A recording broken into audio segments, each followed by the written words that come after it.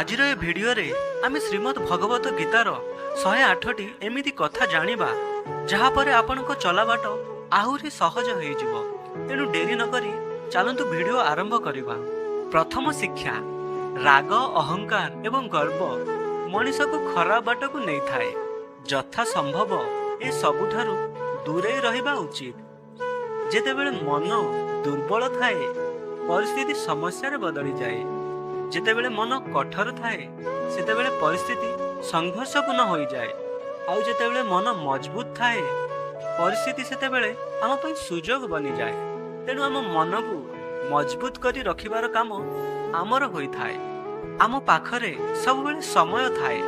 ବାସ୍ ଏହା ଆମର ପ୍ରାଥମିକତା ଉପରେ ନିର୍ଭର କରେ ଯେ କେଉଁ କାମ କରିବା ଦରକାର ଏବଂ କେଉଁ କାମ ନ କରିବା ଦରକାର। ଗୋଟିଏ ବୁଦ୍ଧିମାନ ମଣିଷ ଯେତେବେଳେ କୌଣସି ସମ୍ପର୍କରୁ ଦୂରେଇ ଯାଏ, ସେତେବେଳେ ବୁଝିବା ଦରକାର ଯେ ତା ଆତ୍ମସମ୍ମାନକୁ ନିହାତି ବାଧିଛି। ତେଣୁ କାହାର ସମ୍ମାନ ହାନି ଭଳି କିଛି କଥା କୁହନ୍ତୁ ନାହିଁ। ଏହା ଦ୍ୱାରା ସମ୍ପର୍କୀୟ ଲୋକ ବି ଆପଣଙ୍କ ଠାରୁ ଦୂରେଇ ଯିବେ। ଧୈର୍ଯ୍ୟ ରଖ, କାରଣ ଜୀବନରେ କେବେ କେବେ କିଛି ମୂଲ୍ୟବାନ ଜିନିଷକୁ ପାଇବାକୁ ହେଲେ ଖରାପ ସମୟ ସହ ଲଢ଼ିବାକୁ ପଡ଼ିଥାଏ। ତେଣୁ ଧୈର୍ଯ୍ୟ ରଖିବା ନିହାତି ଆବଶ୍ୟକ। ମଣିଷର ମଣିଷ ପଣିଆ ସେତେବେଳେ ନଷ୍ଟ ହୋଇଯାଏ ଯେତେବେଳେ ଅନ୍ୟର ଦୁଃଖରେ ତାକୁ ହସ ଲାଗିଥାଏ। ତେଣୁ ଅନ୍ୟର ଦୁଃଖରେ ମଜା ନେବା ବନ୍ଦ କରନ୍ତୁ ଆଜ୍ଞା। ସମୟ ଏହା ଶିଖାଏ ଯେ ଜୀବନ କାହାକୁ ଅପେକ୍ଷା କରେ ନାହିଁ କିମ୍ବା କାହା ପାଇଁ ରହେ ନାହିଁ। ତେଣୁ ସମୟ ସହିତ ଆଗକୁ ବଢ଼ିବା ନିହାତି ଆବଶ୍ୟକ।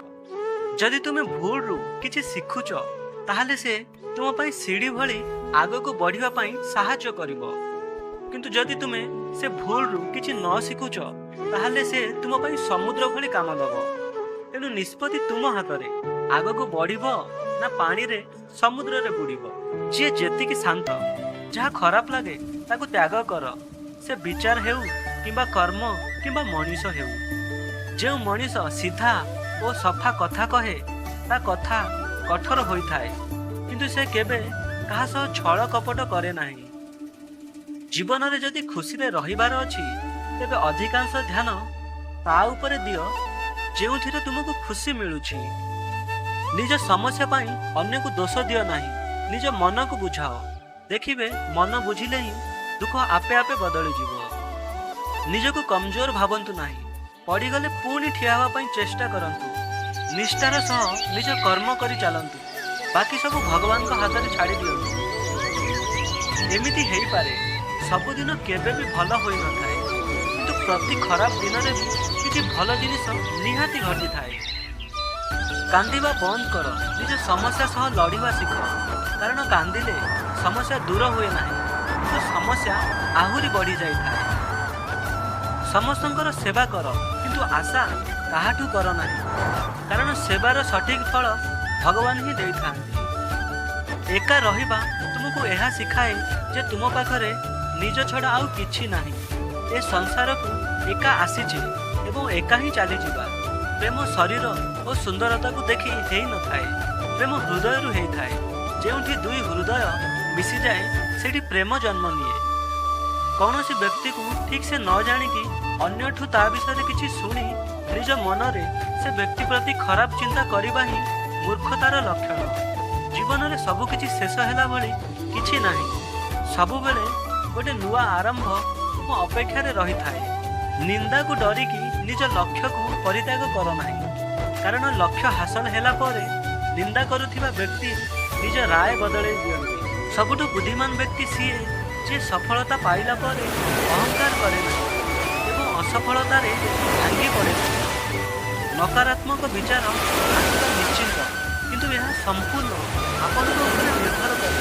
ଆପଣ ତାକୁ ମହତ୍ତ୍ୱ ଦେଉଛନ୍ତି ନା ନିଜ ସକାରାତ୍ମକ ବିଚାର ଉପରେ ଅଧିକ ଧ୍ୟାନ ଦେଉଛନ୍ତି। ସବୁଦିନ ମନେ ରଖନ୍ତୁ, ଭଲ ଦିନ ପାଇଁ ଖରାପ ଦିନ ସହ ଲଢ଼ିବାକୁ ପଡ଼ିଥାଏ।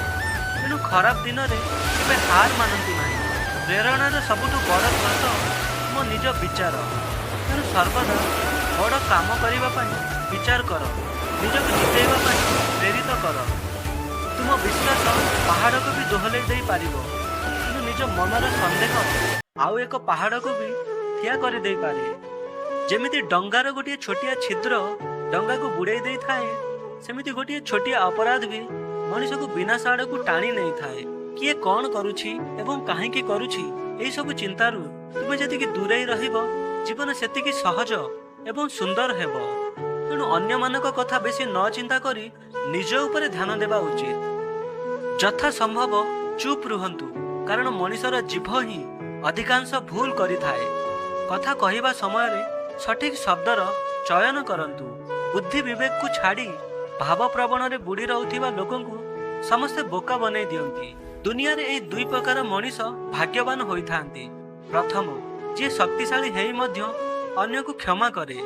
ଦ୍ୱିତୀୟ, ଯିଏ ଗରିବ ହେଇ ମଧ୍ୟ ଅନ୍ୟକୁ ଯଥାସମ୍ଭବ ଦାନ କରେ। ଯେପରି ସମୟ ପୂର୍ବରୁ ମିଳିଥିବା ଜିନିଷର କୌଣସି ମୂଲ୍ୟ ନଥାଏ, ସେହିପରି ସମୟ ପରେ ମିଳିଥିବା ଜିନିଷର କୌଣସି ଗୁରୁତ୍ୱ ନଥାଏ। ଯାହା ଘଟି ଯାଇଛି ସେଥିପାଇଁ ଦୁଃଖ କାହିଁକି, ଯାହା ଅଛି ସେଥିପାଇଁ ଅହଙ୍କାର କାହିଁକି ଏବଂ ଭବିଷ୍ୟତ କଥା ଭାବିକି ଏତେ ଲୋଭ କାହିଁକି? ଯେଉଁ ମଣିଷ ସର୍ବଦା ସତ୍ପଥରେ ଚାଲେ, ତାକୁ ଚିନ୍ତା କରିବାର ଆବଶ୍ୟକ ନାହିଁ, କାରଣ ତା କର୍ମ ହିଁ ତା ସୁରକ୍ଷା କବଚ ସାଜିଥାଏ। ଭଗବାନଙ୍କୁ ନ ଡର ପଛେ ନିଜ କର୍ମକୁ ଡର, କାରଣ କର୍ମର ଫଳ ଭଗବାନଙ୍କୁ ବି ଭୋଗିବାକୁ ପଡ଼ିଛି। ମଣିଷର ଭଲ କର୍ମରେ ସମସ୍ତେ ଚୁପ୍ ରୁହନ୍ତି, କିନ୍ତୁ ଖରାପ କର୍ମରେ ମୁକ ବି କଥା କହେ। ଶ୍ରୀକୃଷ୍ଣ କୁହନ୍ତି, ନା ଏ ଶରୀର ତୁମର, ନା ଏ ଶରୀରର ମାଲିକ ତୁମେ। ଏ ଶରୀର ପଞ୍ଚଭୂତରେ ତିଆରି, ଆଉ ଦିନେ ଏ ଶରୀର ଏହି ପଞ୍ଚଭୂତରେ ମିଶିଯିବ। ସ୍ୱାର୍ଥପର ସମ୍ପର୍କ ସ୍ୱାର୍ଥ ଥିବା ପର୍ଯ୍ୟନ୍ତ ସାଥିରେ ରୁହନ୍ତି, କିନ୍ତୁ ହୃଦୟରୁ ଗଢ଼ା ହୋଇଥିବା ସମ୍ପର୍କ ଶେଷ ନିଶ୍ୱାସ ଯାଏଁ ସାଥିରେ ଥାଆନ୍ତି। ସବୁବେଳେ ଭଲ କର୍ମ କର, ଏହି ସମ୍ମାନ କରୁ କି ନ କରୁ, କାହିଁକି ନା ସୂର୍ଯ୍ୟ ଉଦୟ ସେତେବେଳେ ବି ହୋଇଥାଏ ଯେତେବେଳେ କୋଟି କୋଟି ଲୋକ ଶୋଇଥାନ୍ତି। ଦୁନିଆରେ ସବୁ ସମ୍ଭବ, କିନ୍ତୁ ନିଜ ମନ ଭିତରୁ